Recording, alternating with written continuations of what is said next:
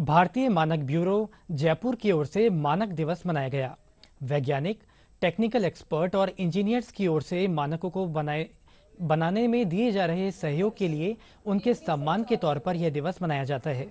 सभी के लिए सुलभ और सुरक्षित स्वास्थ्य सेवा की थीम पर मनाए गए इस दिवस पर पुलिस अधिकारियों, चिकित्सकों के साथ मीडिया से जुड़े लोगों ने भाग लिया। कार्यशाला में मानकों और उनकी मानव जीवन में महत्वता पर जानकारी देने के साथ स्वास्थ्य से संबंधित मानकों पर विशेष ध्यान देने पर जोर दिया गया। मानक दिवस का बेसिक एक कह सकते हैं आप जस्ट ये मान लीजिए कि हर तरह के मानक जो हमारे आसपास हैं वो हमारे जीवन को सरल बनाते हैं। तो मानक दिवस एक उसको यादगार बनाने के लिए कि ये जो मानक बने हैं हमारे आसपास, उनके मैजिक को सेलिब्रेट करने के लिए बनाया गया। तो यही आज हम लोग कर रहे हैं। सभी तरह के स्टेक होल्डर्स मेरे साथ जुड़े हैं। इसमें इंडस्ट्रियलिस्ट भी हैं, कंज्यूमर ऑर्गेनाइजेशंस भी हैं, हमारी पार्टनर लैब्स के भी लोग हैं। हेलमेट पहनना कंपलसरी है।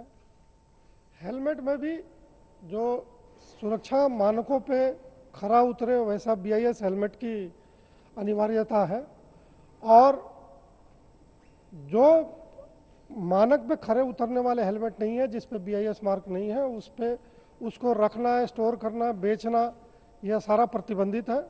और मैं इस व्यवसाय में लगे सभी लोगों से यही अपील करता हूँ कि अनजाने में ऐसे हेलमेट ना बेचें जिसमें BIS नहीं हो, और अगर BIS वाला हेलमेट कहीं भी मिलता है तो उसको नष्ट कर दिया जाए।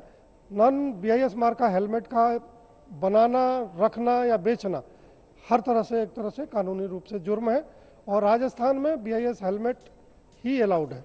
21,000 मानक है, और ये मानक ऐसे हैं जो हमारी लाइफ के हर एक क्षेत्र में इफ़ेक्ट करते हैं, और अनलेस इनके बारे में जानकारी आम लोगों तक नहीं पहुंचेगी तो इनका इतना फ़ायदा नहीं है। इसमें एक ऐप BIS का ऐप है जिसमें आप जिस कैटेगरी के भी प्रोडक्ट्स लेना चाहते हैं, बी इट इलेक्ट्रॉनिक्स, आपको बस उसके ऊपर आई थिंक स्कैन करना है and it will tell you whether it is ISMI और BIS के जो स्टैंडर्ड्स हैं उसका इस पे मतलब स्टैंडर्ड्स वाला प्रोडक्ट है कि नहीं है। So it's as simple as that, but only thing is कि उसको हमें अपने उसमें रखना पड़ेगा और एक हैबिट बनानी पड़ेगी कि हमें वही प्रोडक्ट लेना है जो इसमें स्टैंडर्ड्स के हिसाब से। मेडिकल में जहाँ तक मानकों का प्रश्न है, तो मानक स्थापित करने में उच्चतम आयामों का मेडिकल साइंस में ध्यान रखा जाता है।